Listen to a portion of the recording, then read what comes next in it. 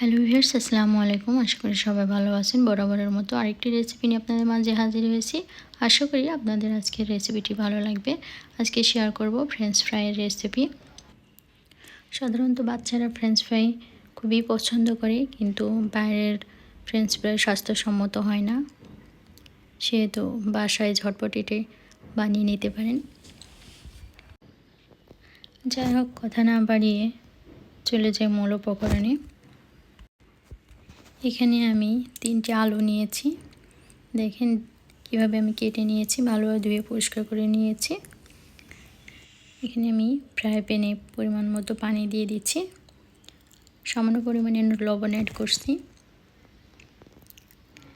কেটে রাখা আলুগুলো দিয়ে একটি ঢাকনা দিয়ে ঢেকে দিচ্ছি এবং সিদ্ধ হওয়া পর্যন্ত অপেক্ষা করব। আলুগুলো খুব বেশি সিদ্ধ করব না, হাফ সিদ্ধ করে নিব। বেশি সিদ্ধ করলে ফ্রেঞ্চ ফ্রাই ভালো হবে না, তাই হাফ সিদ্ধ করে নিয়েছি। একটি ছাঁকনির সাহায্যে আলুগুলো তুলে নিব। হ্যালো ভিউয়ার্স, আপনারা যদি আমার চ্যানেলে নতুন দর্শক হয়ে থাকেন তাহলে আমার চ্যানেলটিতে সাবস্ক্রাইব করবেন এবং বেল বাটনটিতে অল করে দিবেন, যাতে করে আমি যে ভিডিওগুলো আপলোড দিব প্রথমেই আপনাদের ফোনে নোটিফিকেশন চলে যাবে এবং দেখতে পাবেন।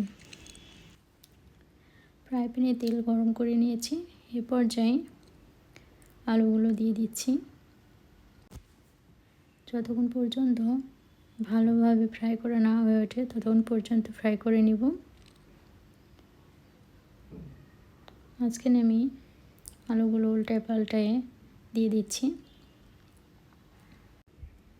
হ্যালো ভিউয়ার্স, দেখতে পাচ্ছেন কত সুন্দর কালার চলে এসেছে, সুন্দরভাবে ফ্রাই করে নেওয়া হয়ে গেছে। এখন একটি ছাঁকনির সাহায্যে আমি আলুগুলো তুলে নিব। আপনারা দেখেই বুঝতে পাচ্ছেন কতটা পারফেক্টভাবে ভেজে নিয়েছি। হ্যালো ভিউয়ার্স, এই ছিল আজকের ফ্রেঞ্চ ফ্রাই রেসিপি। আমার রেসিপিটি যদি আপনাদের কাছে একটুও ভালো লেগে থাকে তাহলে ভিডিওটিতে লাইক দিবেন, কমেন্টস করবেন, শেয়ার করবেন। আমি যেভাবে তৈরি করলাম আপনারা বাসায় ঠিক সেভাবেই তৈরি করবেন, দেখবেন বাচ্চারা অনেক পছন্দ করবে আর পরিবারের সদস্যরা পছন্দ করবে। যা হোক, আর কথা বাড়াচ্ছি না, আজ এ পর্যন্তই। ভালো থাকুন, সুস্থ থাকুন।